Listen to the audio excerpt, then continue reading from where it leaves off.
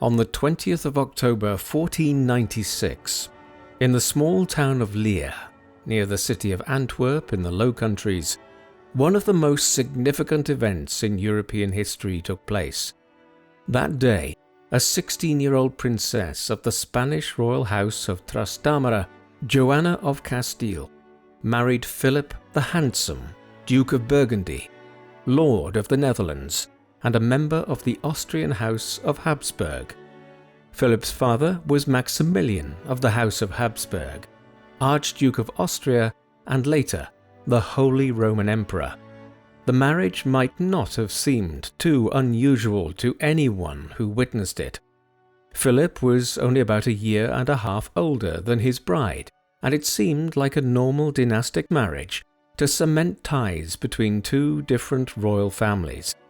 But in this marriage were sown the seeds of the expansion of the House of Habsburg to become the most powerful family anywhere in the world.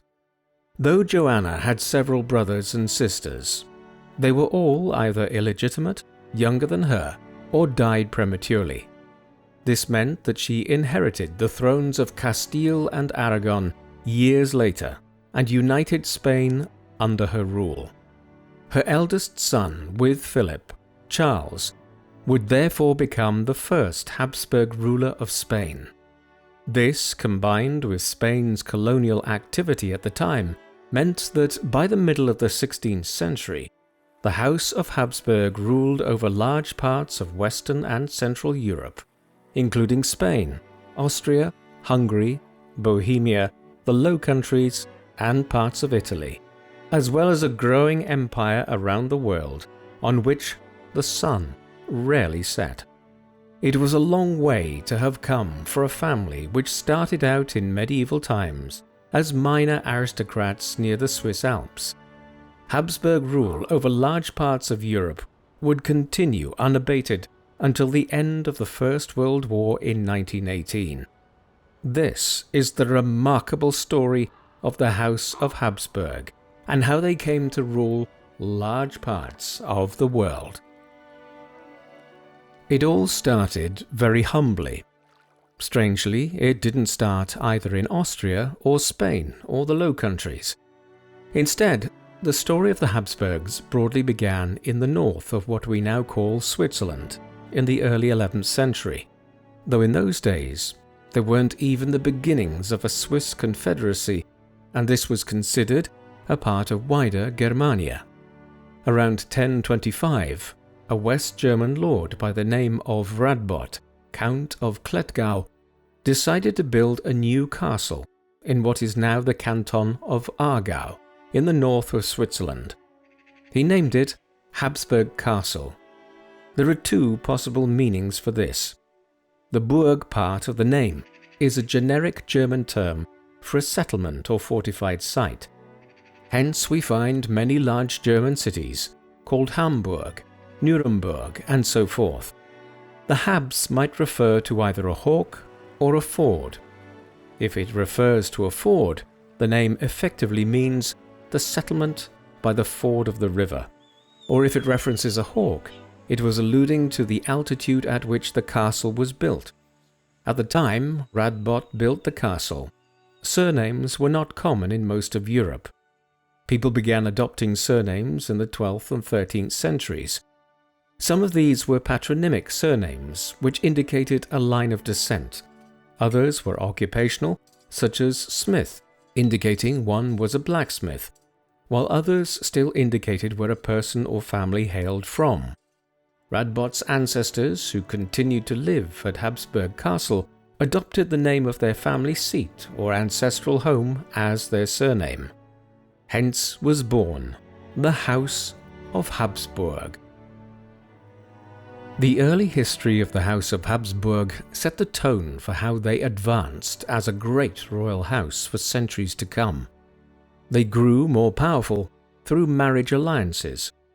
Through these, the heads of the house, who were officially styling themselves as Count von Habsburg or Count of Habsburg by the middle of the 12th century, acquired additional lands in western Germany and around the Alps.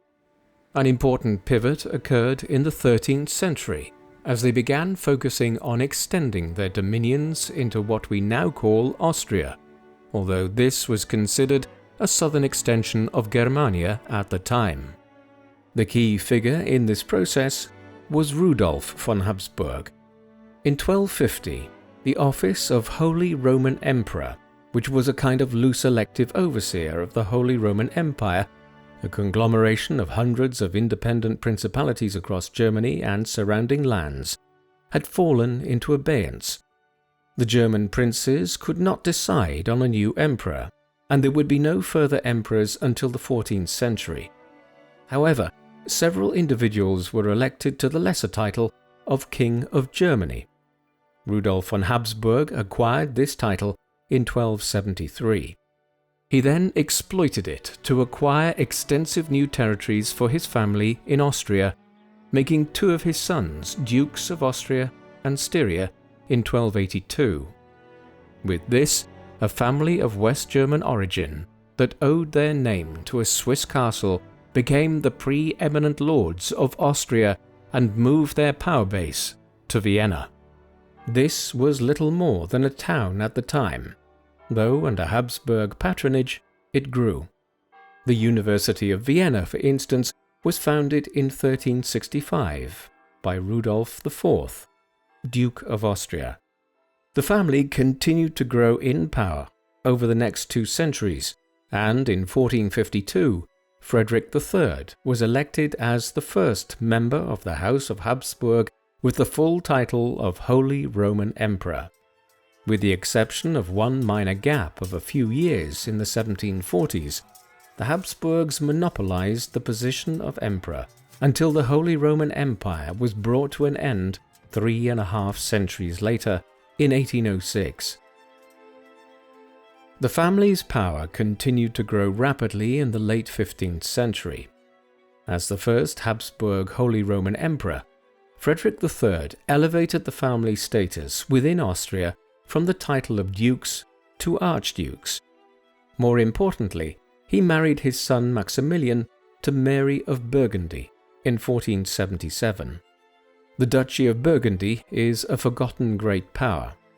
In the late 14th and early 15th centuries, its rulers expanded out of their power base in the Burgundy region of eastern France to conquer the entirety of the 17 provinces of the Low Countries, comprising modern-day Belgium, the Netherlands, Luxembourg, and parts of northeastern France around Artois. This was an extremely wealthy part of Europe, and historians today speak of a Burgundian Renaissance, which rivaled the Italian Renaissance south of the Alps in the 15th century. However, the Burgundian line of succession was tenuous, as Duke Charles the Bold did not have a legitimate male heir, and the Salic law, which forbade female succession, was in force in the Burgundian lands. Thus, when Charles was killed at the Battle of Nancy in 1477, the vast majority of the Burgundian lands passed to the House of Habsburg via Maximilian's marriage to Charles's daughter Mary. In this way, the Habsburgs came to rule over the 17 provinces of the Low Countries. Although by this time the burgeoning Swiss Confederacy had pushed them out of their alpine lands, the Habsburgs had emerged by the late 15th century as one of Europe's great houses, Archdukes of Austria, Lords of the Low Countries, and Holy Roman Emperors. This was the context in which the Spanish monarchs, Queen Isabella I of Castile and Ferdinand II of Aragon, whose marriage in 1469 would act to later unify Spain into one kingdom, decided to marry their daughter Joanna to Maximilian's son Philip in 1496. As we have seen, this served to bring the Habsburgs to power in Spain as well. Isabella and Ferdinand had a son, John, but his death in 1497, a year after Joanna had married Philip, upended the succession in Spain. Joanna now became the heir apparent in a country which did allow female monarchical rule. However, Joanna was deemed to have descended into madness after her husband died in 1506. There was a vicious familial power struggle underway here. The terms of Ferdinand II's marriage to Isabella back in 1469 had stipulated that he could not succeed as King of Castile, even if his wife predeceased him. With Isabella dead since 1504, Ferdinand now appears to have had his allegedly mad daughter cloistered and took his grandson, the future King Charles V, son of Joanna and Philip, who was only born in 1500, and used him as a figurehead to rule both Castile and Aragon himself, down to his death in 1516. At that point, after a further power struggle with his mother, 16-year-old Charles was proclaimed as King of Spain. He would also rule the Low Countries, Spain's lands in Italy, such as the islands of Sicily and Sardinia, while in 1519 he was elected as Holy Roman Emperor. There was already a separation between the Spanish and Austrian Habsburgs underway at this point. While Charles briefly succeeded as Archduke of Austria in 1519, following the death of his grandfather Maximilian, he relinquished the Austrian lands to his brother, Ferdinand I, 2 years later, in awareness that a single Habsburg ruler could not effectively rule Austria, the Low Countries, Spain, and parts of Italy. Charles V's reign down to 1556 was, in many ways, the pinnacle of Habsburg power. He was the most powerful ruler in Europe at the time. He continued a series of wars which had begun between the Spanish and the French for dominance of Italy in 1494 and held huge influence over the papacy. In 1527, his mutinous forces attacked and captured the city of Rome. This effectively made Pope Clement VII a prisoner of the Habsburgs. This was an important development, as it ensured that the Pope could not grant King Henry VIII of England his desire to divorce his first wife, Catherine of Aragon, who was Charles's aunt. Therefore, it was the dynastic politics of the Habsburgs and their rise to such immense influence over Europe in the early 16th century that drove Henry VIII to split with Rome and initiate the English Protestant Reformation in the 1530s. Meanwhile, through a crisis for the Christian cause of another kind, the Habsburgs acquired several more thrones and titles in 1526. The Turkish Ottoman Empire had been expanding rapidly in the Balkans since the late 14th century. They conquered Constantinople in 1453 and then continued to press northwards. On the 29th of August 1526, they clashed with the armies of King Louis II of Hungary at the Battle of Mohacs in Hungary. Louis was killed in the clash. He was the last direct head of the royal Jagiellon dynasty in Hungary. With his death, his lands passed to Ferdinand of Habsburg, Charles's brother, who, in addition to being Archduke of Austria, now became King of Hungary, Bohemia, and Croatia. Thus, by 1526, the Habsburgs ruled, at least nominally, over Austria, Hungary, Croatia, Bohemia, Spain, the Low Countries, and much of Italy, while also having monopolized the post of Holy Roman Emperor in Germany. It was an incredible ascent for a family who had started off as humble local lords in the Swiss Alps. It wasn't just in Europe that Charles, as head of the House of Habsburg, presided over vast dominions. Charles V was also, in a way, the first ruler of a truly global superpower. There had been immense empires before. That of the Mongols had stretched temporarily from Ukraine in Europe all the way across Asia to the Korean peninsula in the 13th century, while earlier powers like the Persian and Roman empires had dominated much of the world as they knew it. Spain eclipsed all of these, acquiring territories in virtually every part of the world. When Charles came to the throne, Spanish colonists had already established settlements in Cuba, Hispaniola, and other parts of the Caribbean. In the first years of Charles's reign, Hernán Cortés and a few hundred Spanish conquistadors managed to conquer the powerful Aztec Empire in Mexico. In the 1530s, the Pizarro brothers initiated a war against the Inca Empire in South America. An expedition initially led by Ferdinand Magellan completed the first circumnavigation of the world for the Spanish between 1519 and 1522. In 1543, Ruy López de Villalobos discovered a chain of islands in Southeast Asia and claimed them for Spain, naming them after Charles's son and heir, Philip. Finally, Spain also had a few coastal enclaves in Africa, meaning that by the middle of the 16th century, it laid claim to much of the Caribbean, Central America, South America, parts of coastal Africa, and the Philippines in Asia. Immense wealth followed.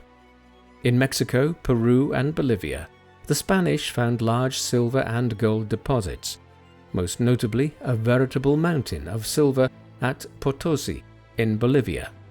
Soon, treasure fleets were being sent back annually from the Americas to Spain, carrying the modern equivalent of billions of dollars in silver and gold. So vast was the amount of money which the Habsburgs acquired from their global empire that inflation spiked worldwide by somewhere between 300% and 600% between the conquest of the Aztec Empire in the early 1520s and the middle of the 17th century. Ultimately, power and wealth was not enough to make Charles a happy man. A devout Roman Catholic, he was deeply disturbed by the Protestant Reformation that began in 1517, 2 years before he became Holy Roman Emperor. He spent much of his life trying to stop the spread of Martin Luther's heresy, as he viewed it, around Europe. It only got worse, with more radical Protestant groups like the Calvinists and Anabaptists emerging in the 1530s. Charles would wage wars around the continent, trying to stop this from happening, to little avail. In the process, he established the Habsburgs as the royal family of Europe that were most closely associated with the defense of Roman Catholicism.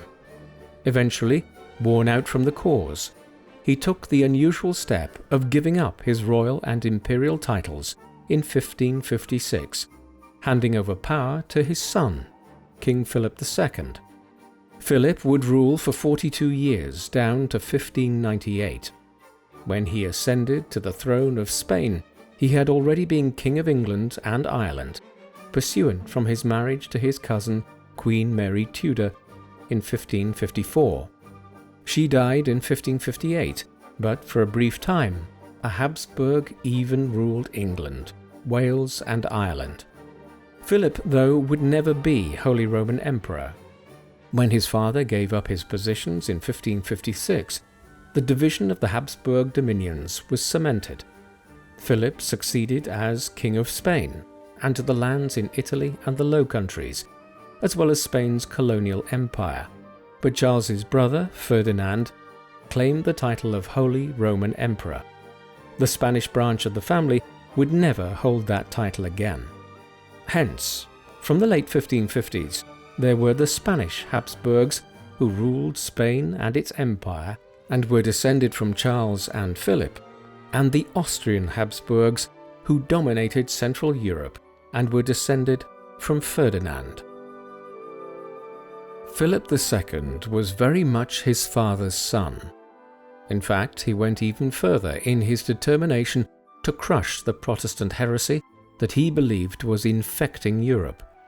His long reign was characterized by an endless succession of wars as a result. When he succeeded his father, the Italian wars were still underway. He brought these to a conclusion in 1559, with Spain ending the 65-year-long conflict as the dominant power in Italy.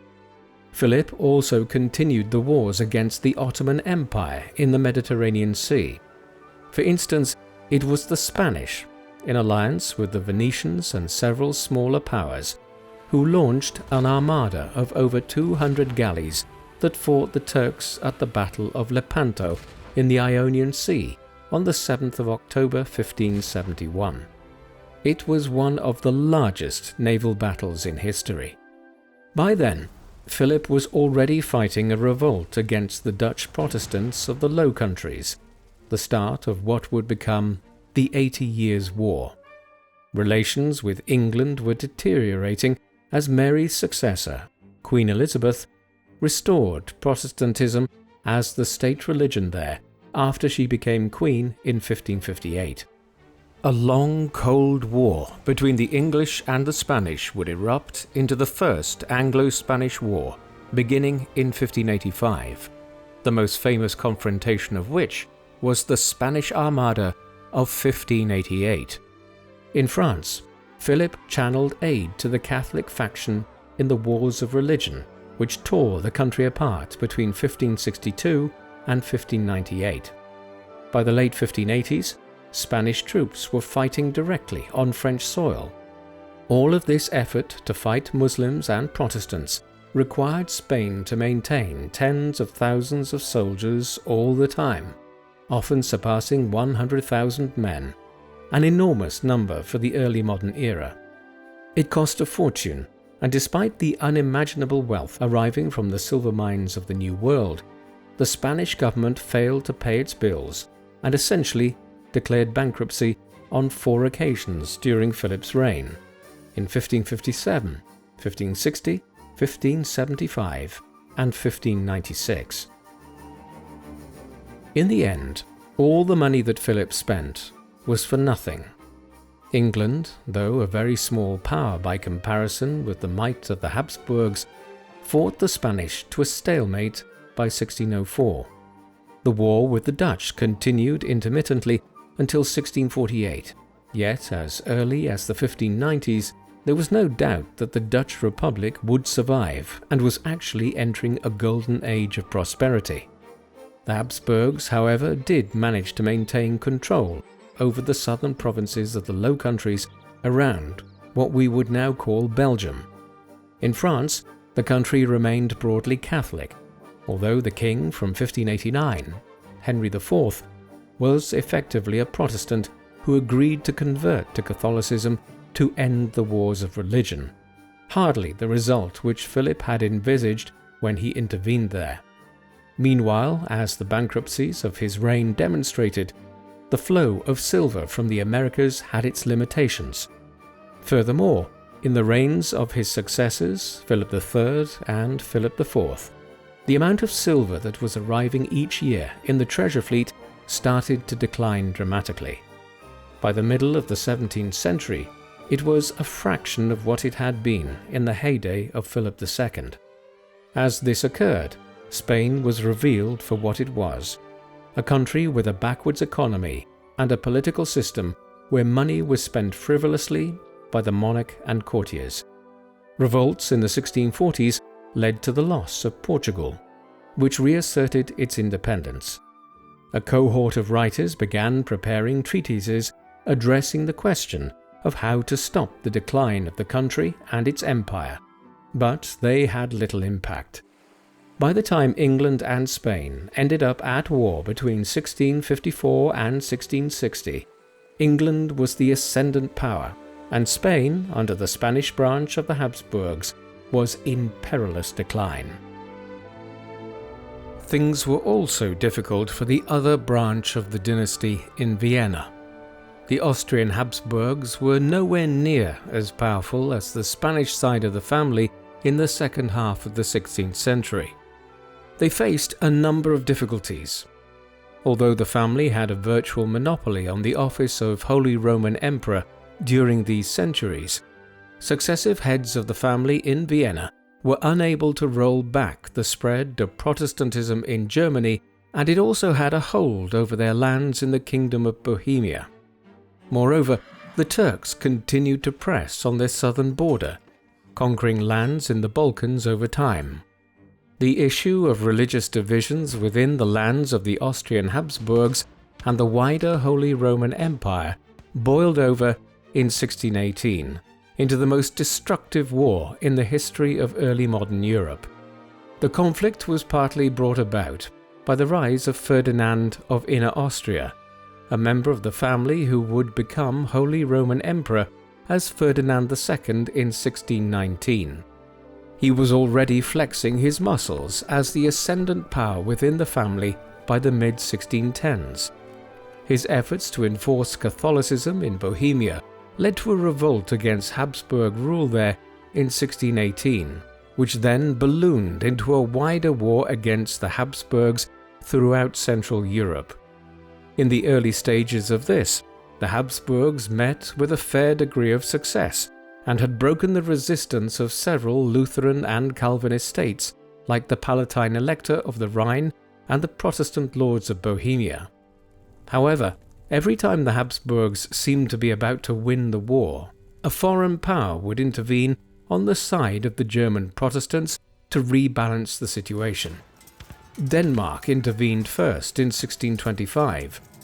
Sweden became involved in 1629 and conquered much of Central Europe before being pushed back by the Habsburgs and their allies in the 1630s. Finally, France had to intervene on behalf of the German Protestants in 1635. The war dragged on until 1648 and ended in a stalemate wherein each state agreed to respect the religious stance of every other state. The 30 Years' War could be said to have been a failure for the Austrian Habsburgs. Their goal was to enforce conformity to Catholicism within their own dominions and break the independence of some of the larger Protestant powers of Germany. They failed in this goal, and even within Bohemia and Hungary, large Protestant communities survived. Historians have argued that beyond the religious issue, what the Austrian Habsburgs were trying to do between 1618 and 1648 was to turn their control over the Holy Roman Empire, a loose and largely ceremonial conglomerate of scores of independent states, into a centralized monarchy controlled by them. Had they done so, the Habsburgs might have united Germany under their sole rule. Yet, they were thwarted time and time again, first by the Danes, then by the Swedes, and finally by the French. There is a major what if here. If these other European powers had not intervened, it is plausible that the Habsburgs could have become entirely dominant in Central Europe. The history of the continent might have been very different if this had occurred. It wasn't to be. Regrettably, the failed effort left death and destruction in its wake. By the time the Habsburgs agreed to peace terms through the Treaty of Westphalia of 1648, millions of people had died during the war, primarily from mass atrocities, famine, and disease. The fortunes of the House of Habsburg during this era were dictated to a great extent by the leaders of the family and how effective they were as rulers. This applies to both the Spanish and Austrian sides of the dynasty. Charles V and Philip II are two of the most notable figures in the history of early modern Europe. But were they good rulers? It's hard to conclude that they were. They inherited vast domains as a result of fortuitous dynastic politics and marriage arrangements. In addition, a cohort of fairly ruthless conquistadors operating across the Atlantic Ocean developed a Spanish empire for them without any major oversight from Madrid. All Charles and Philip did was bankrupt an incredibly wealthy state through endless wars, whereby they unsuccessfully sought to crush Protestantism across Europe. Rudolf II, who ruled the Austrian lands and served as Holy Roman Emperor between 1576 and his death in 1612, was a cultured man who sponsored a lot of interesting and eclectic painters and scholars at his court in Vienna. But he was not an effective ruler. Ferdinand II's zealous Catholicism ensured that Europe was plunged into the 30 Years' War, a vicious war from which the Habsburgs gained little and lost much.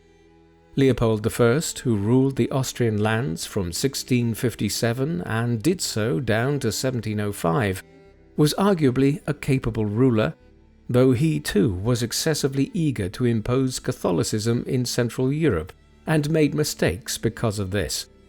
In all of this, it is worth noting that there was no Habsburg ruler, either in Austria or Spain, who was given the epithet the Great, in the same way that Frederick II of Prussia is known as Frederick the Great, or in the way that Peter I and Catherine II of Russia both became known as the Great, on account of the way they transformed their states and made them more powerful. The perception was that the Habsburgs had flourished because of fortuitous marriage alliances, yet all of their rulers were flawed, to varying degrees. Leopold I did have a major success in the Balkans, turning a crisis there into an opportunity. After the Battle of Mohacs, all the way back in 1526, which had seen King Louis II of Hungary killed and the titles of King of Hungary, Bohemia and Croatia falling to the Austrian Habsburgs, the Ottomans had continued to consolidate their control over the Balkans. Their aggressive expansion here slowed down for a while as they looked southwards and eastwards, conquering Egypt, most of the Maghreb, and large parts of the Middle East in the 16th century. In the middle of the 17th century, their attention returned to the Balkans, and in 1683, Sultan Mehmed IV dispatched an army of roughly 150,000 men under Kara Mustafa Pasha to try to conquer Vienna. At the time, the Austrians and Spanish Habsburgs had been mired in a succession of wars against Louis XIV of France, and most of Austria's military resources were further westwards, in the Low Countries and other locations. Consequently, when the vast Turkish army showed up at Vienna in the summer of 1683, it seemed that the capital of the Austrian Habsburgs really could fall, and the Ottomans might begin to expand into Central Europe.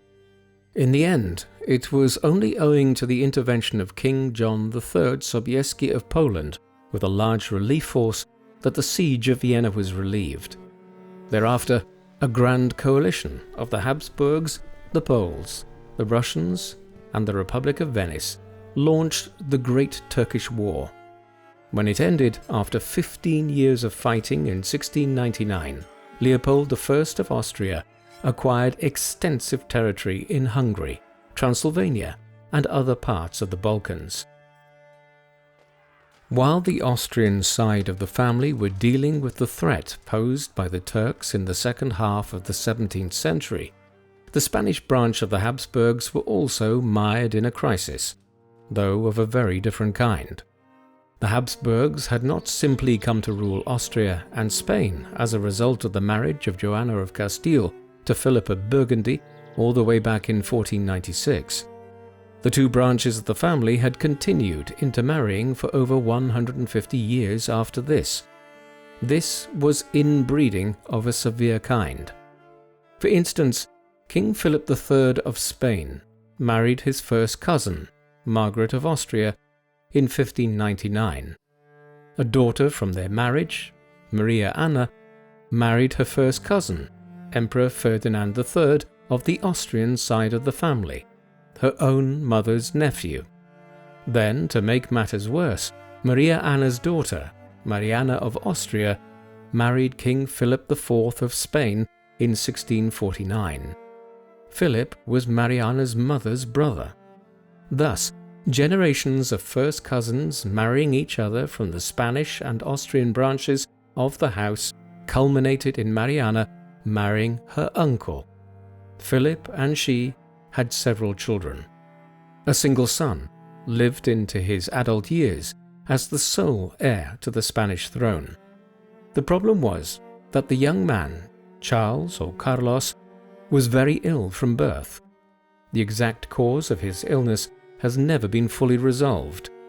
It seems to have been a combination of several maladies, plausibly caused by severe inbreeding over numerous generations. His cognitive development was seemingly limited. His jaw did not meet properly with the rest of his skull, and he appears to have suffered from hydrocephalus, a condition where excess cerebrospinal fluid builds up in the skull. Charles became King of Spain in 1665, when he was just 3 years old. It was expected he would die young, though he ultimately lived down to 1700, when he passed away at 38 years of age. Despite his poor health, he had married twice, but neither marriage resulted in children, and there was now no heir to the throne in Spain. His death consequently plunged Europe in 1701 into the War of the Spanish Succession. The key issue at the heart of the War of the Spanish Succession was whether a member of the Austrian Habsburgs should succeed to the Spanish throne, being very closely related cousins of the Spanish Habsburgs, or if a member of the French royal house of Bourbon should succeed the deceased Charles. The French had a claim to the throne by right of King Louis XIV of France, having married Maria Theresa of Spain, Charles's half-sister, back in 1660. Therefore, many of the French royals were Habsburgs by the turn of the century on their mother's side. Most of Europe's great powers had assumed that the Spanish throne would pass to a member of the Austrian Habsburgs on Charles's death, but the ill king, shortly before his death, had indicated that he wished for Philip, Duke of Anjou, the grandson of Louis XIV and his half-sister, to succeed him as King of Spain. The dispute escalated into a pan-European war within months. Britain, the Dutch Republic, Portugal and Prussia all allied with Austria, while France had the assistance of the Spanish, who wanted to assent to Charles's last wish, as well as Bavaria and several other smaller powers. The war dragged on for 12 years before a compromise was reached through the Peace of Utrecht. Philip of Anjou was accepted as King Philip V of Spain, on the proviso that the Spanish and French thrones could never be united under a sole ruler. The Austrian Habsburgs were compensated for relinquishing their claim by being given most of Spain's European territories outside of Spain itself.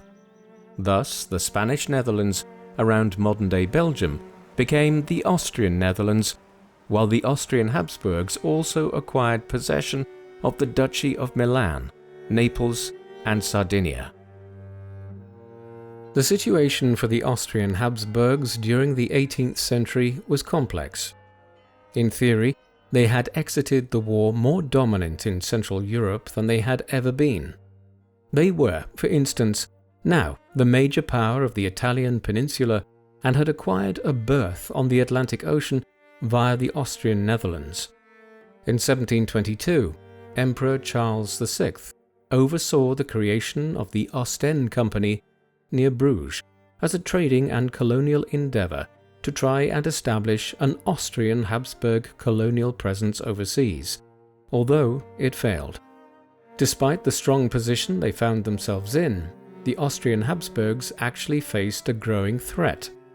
The Margravate of Brandenburg and the Duchy of Prussia had united in 1618 to become a substantial North German power, controlling extensive lands from Berlin east into what are now Poland and the Kaliningrad Oblast.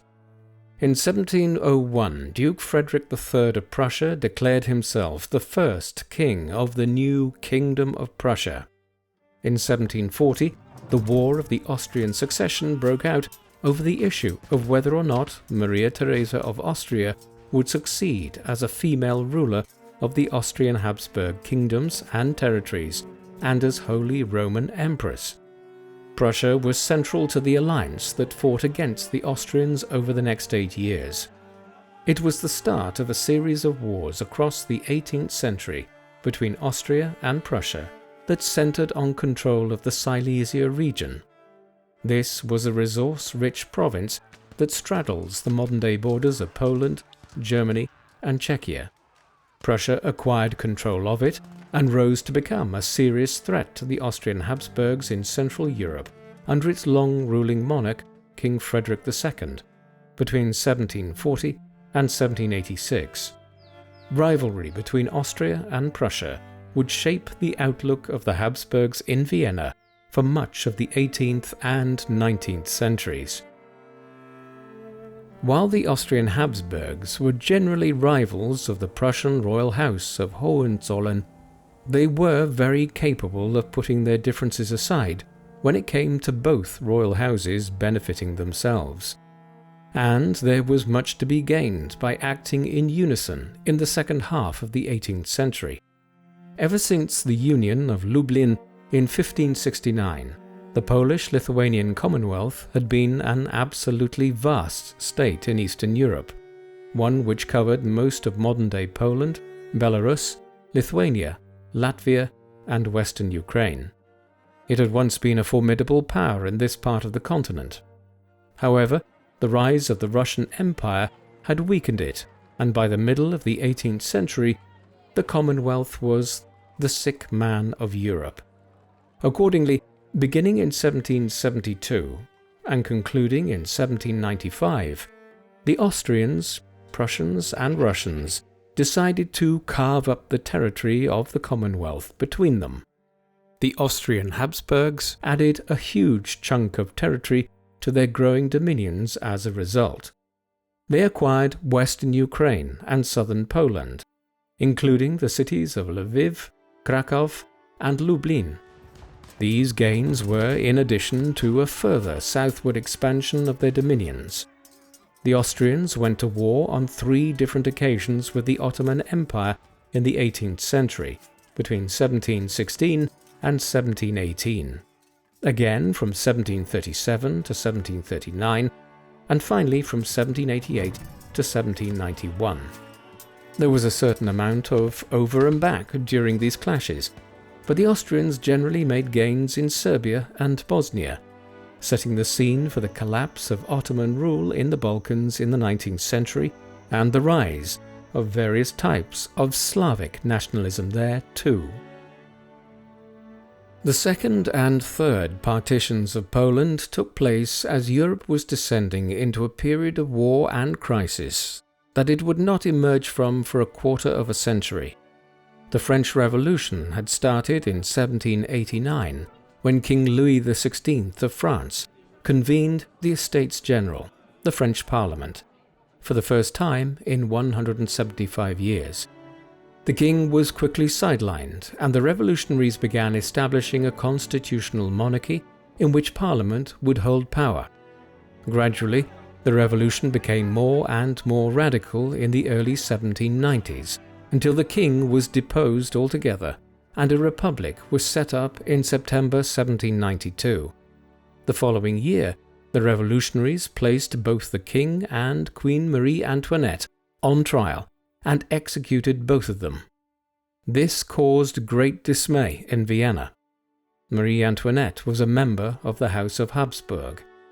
Accordingly, it was Austria and its ruling family that first led Europe to war against France in 1792 to try and rescue Marie Antoinette, who was still alive when the French Revolutionary Wars began.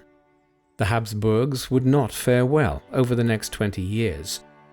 The French conquered the Austrian Netherlands and most of their territories in Italy in the mid-1790s, and then Napoleon Bonaparte inflicted a series of defeats on them in the 1800s, twice occupying Vienna in 1805 and 1809.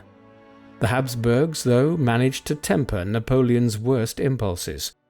While he tore the Kingdom of Prussia apart and stripped it of about half of its lands in 1807, the Habsburgs formed a marriage alliance with the Emperor of the French by marrying Marie-Louise, an 18-year-old member of the family, to Bonaparte in 1810.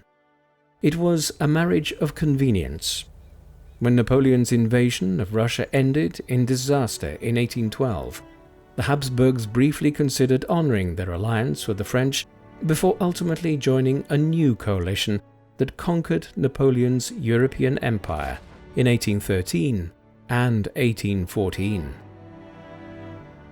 The Habsburgs exited the Napoleonic Wars with their dominions broadly intact. This was partly because Clemens von Metternich, the Austrian foreign minister, established himself as the leading European statesman of the age, and the peace negotiations at the end of the Napoleonic Wars were presided over by the Habsburgs in Vienna in 1814 and 1815. The Congress of Vienna set the basis for European diplomatic relations for the next 3 decades and reaffirmed the position of the Austrian Habsburgs as one of the great European dynastic houses. That being said, the Habsburgs did relinquish control over their territories in the Low Countries. From 1815 until the establishment of an independent Belgium in 1830, this region was ruled by the Kingdom of the Netherlands, ending 3.5 centuries of Habsburg involvement in the Low Countries.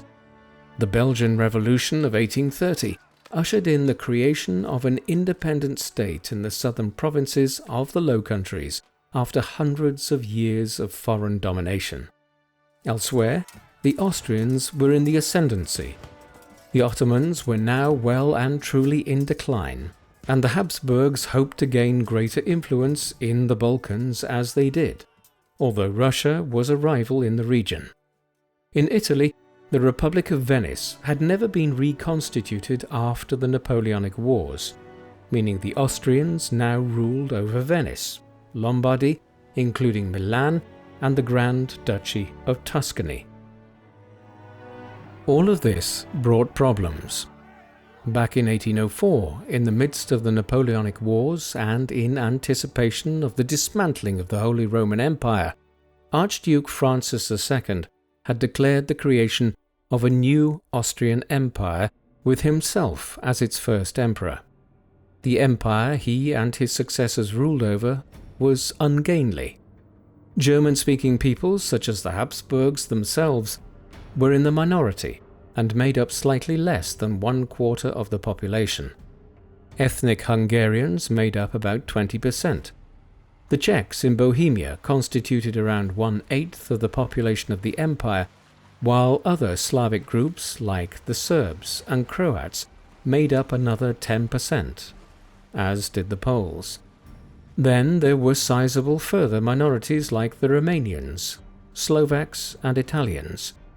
Huge numbers of these continued to speak their own languages, and the rise of Romantic nationalism in the post-Napoleonic era saw independence movements emerge in cities like Prague, Lviv and Krakow. It was a tough situation for the Habsburgs to manage, and when a series of revolts broke out across Europe in 1848, the so-called Springtime of the People, it led to major unrest across the Austrian Empire.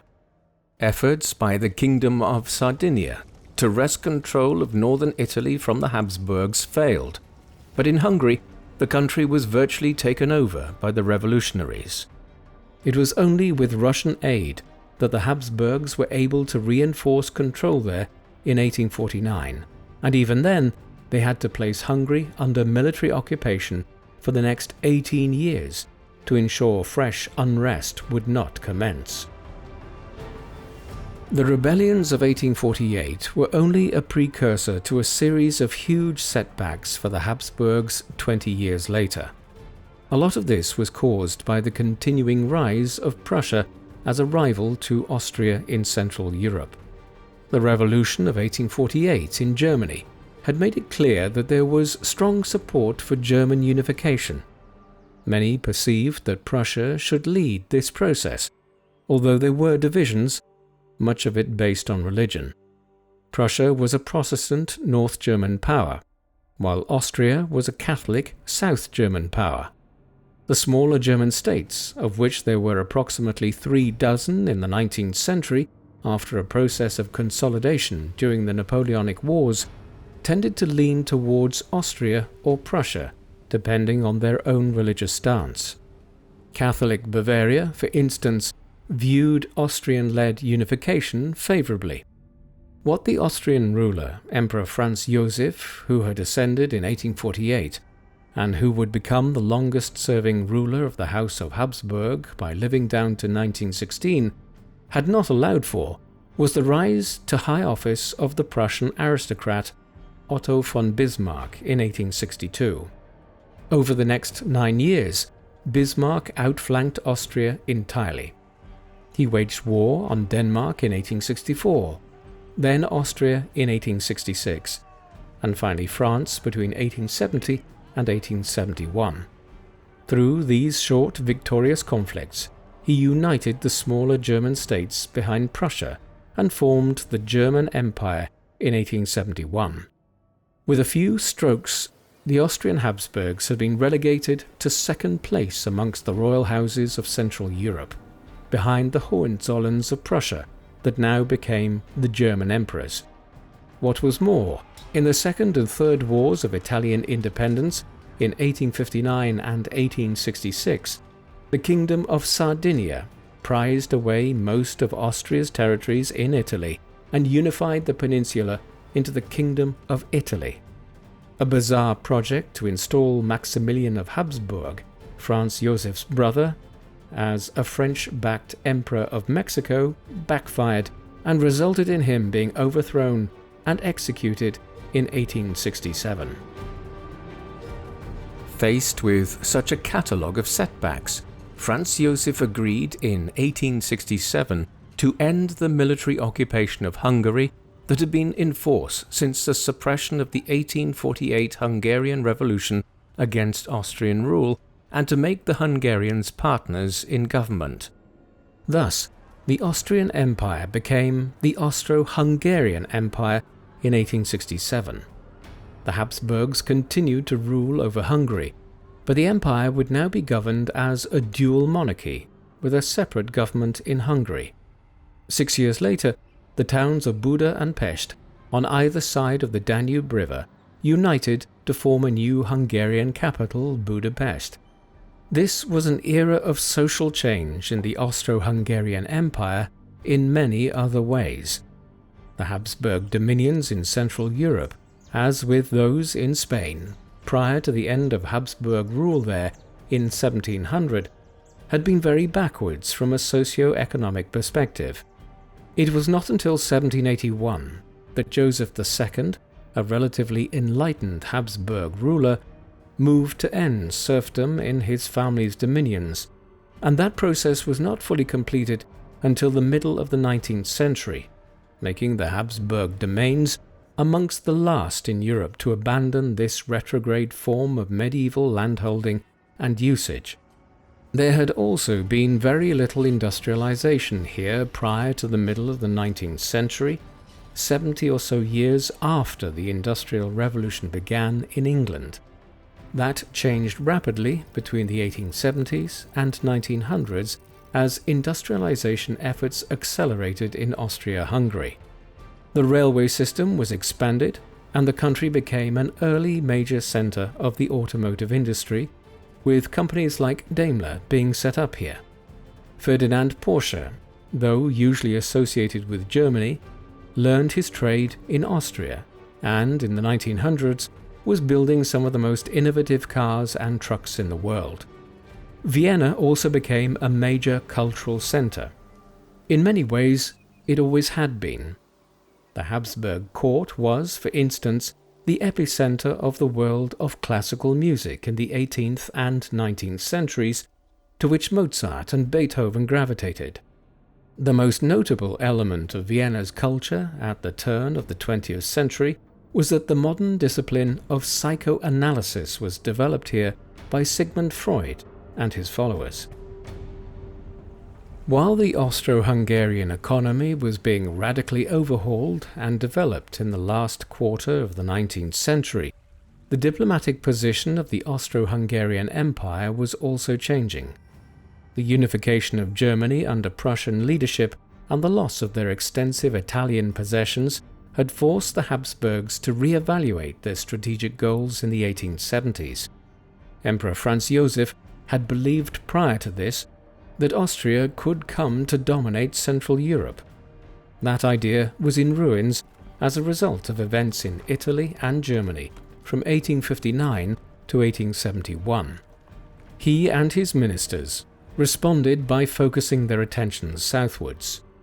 The Ottoman Empire was so weak by the 1870s that there were talks of it being carved up between the great powers like the Polish-Lithuanian Commonwealth had been between 1772 and 1795.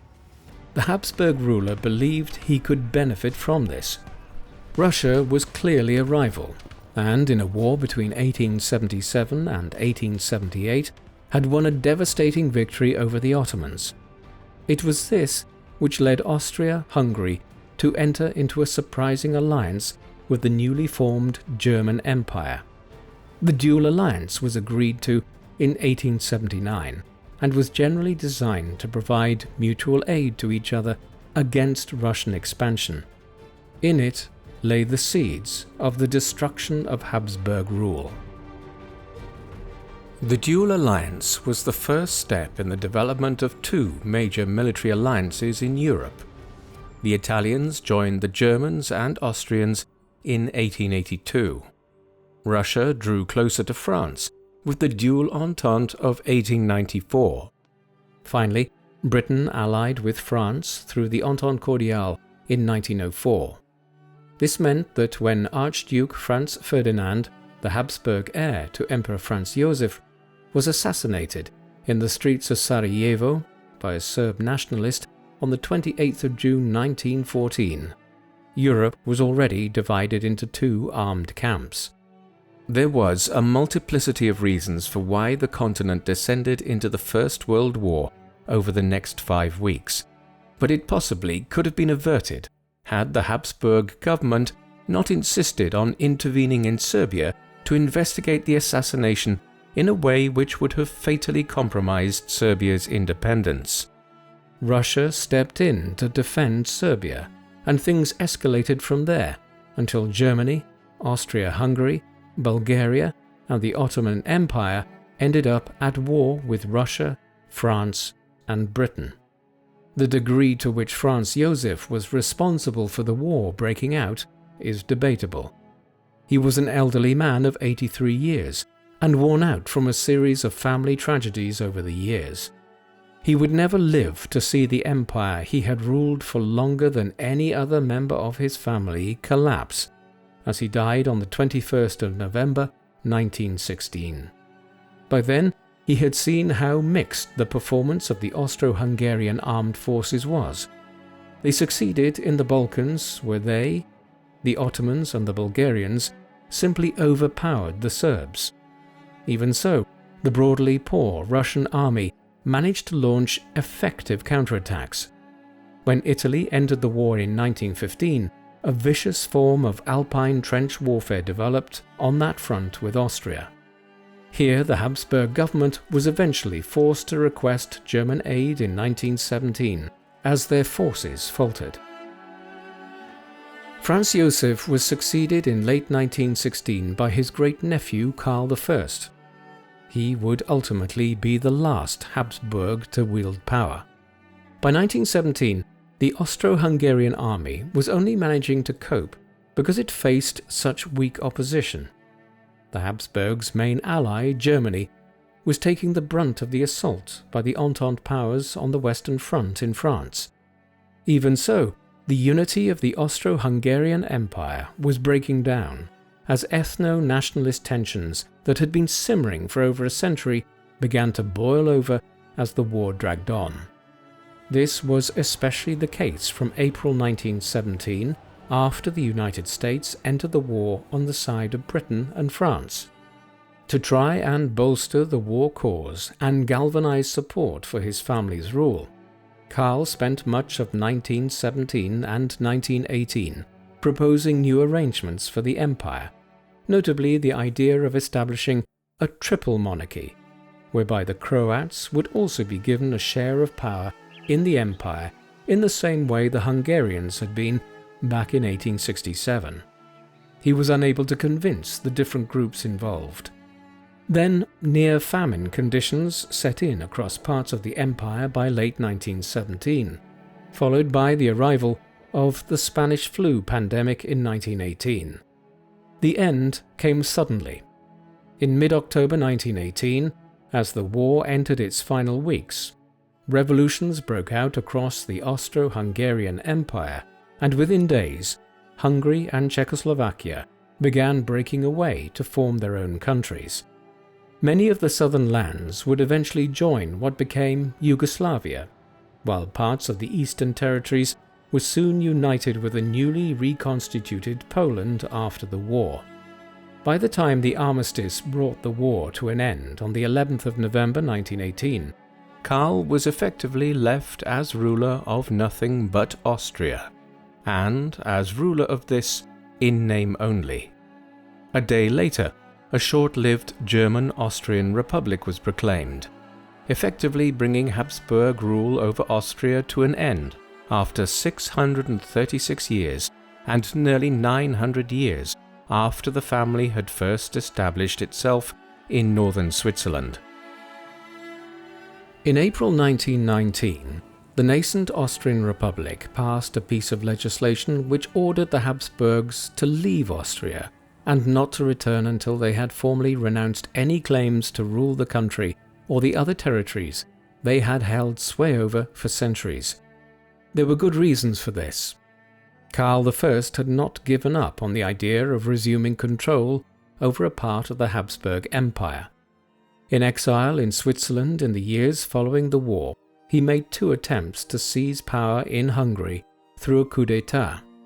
These failed, and eventually he was forcibly removed from Central Europe and transported to the Portuguese island of Madeira, where he died young in 1922 after developing severe pneumonia.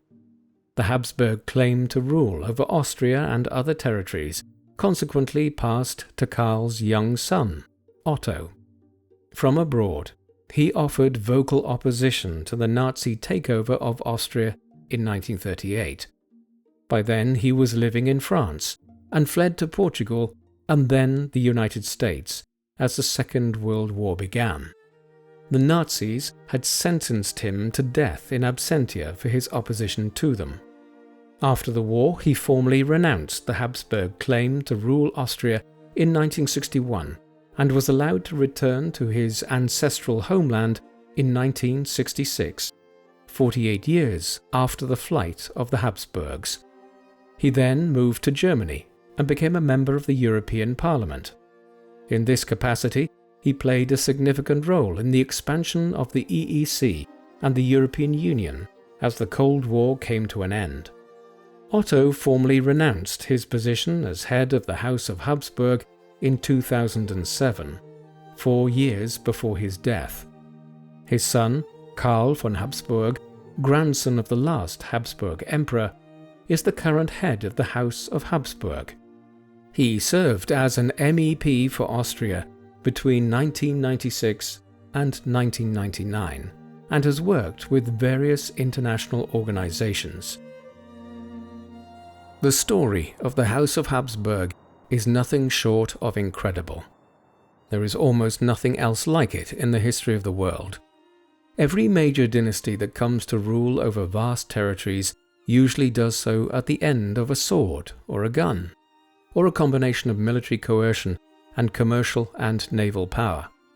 This is true of Rome, the Mongols, the British and the United States, and also of dynasties like the Hohenzollerns of Prussia, the Romanovs of Russia, the Ming in China, or the Mughal Empire in India.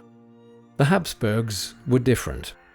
They started out as a minor noble house from Western Germany, who built Habsburg Castle in northern Switzerland in the 11th century. From there, shrewd diplomacy saw them rise to acquire greater amounts of land in Germany, Switzerland, and then Austria. In 1452, Frederick III became the Holy Roman Emperor. This was just at the beginning of a century in which the Habsburgs rose to global preeminence without doing much beyond marrying into other families. In 1477, they acquired the Burgundian inheritance through marriage. Then, the marriage of Joanna of Castile to Philip the Handsome brought them the Spanish crown, just as Spain was finally uniting and its conquistadors were beginning the conquest of vast parts of the Americas. The death of Louis II in battle in 1526 delivered 3 crowns. those of Hungary, Bohemia, and Croatia, into the hands of the Habsburgs, again because of earlier marriages. Every setback over the next 2 centuries seemed to be compensated for by some further gain. As they lost Silesia to Prussia in the 18th century, the collapse of the Polish-Lithuanian Commonwealth and the weakening of the Ottoman Empire brought new territories as compensation in Eastern Europe and the Balkans. The Austrians lost war after war against the French from 1792 onwards, and yet managed to exit the Napoleonic Wars in an even stronger position in Italy. Yet their luck eventually ran out. In the 1860s, the Austrians were no match for the brilliance of Otto von Bismarck as a statesman in managing to finally unite Germany under Prussian rule, while ultimately the multi-ethnic nature of the Austro-Hungarian Empire could not be contained. It was both the primary spark for the beginning of the First World War and the thing which led to the collapse of Habsburg rule in 1918 as the war ended in the defeat of the Central Powers. It was a remarkable story for a family that started out in a humble castle in northern Switzerland nearly 900 years earlier. What do you think of the House of Habsburg? Were they a family that rose to immense power through sheer luck based on their marriage alliances, or were they a dynasty of gifted individuals who managed to influence European history for roughly 900 years? Please let us know in the comment section. And in the meantime, thank you very much for watching.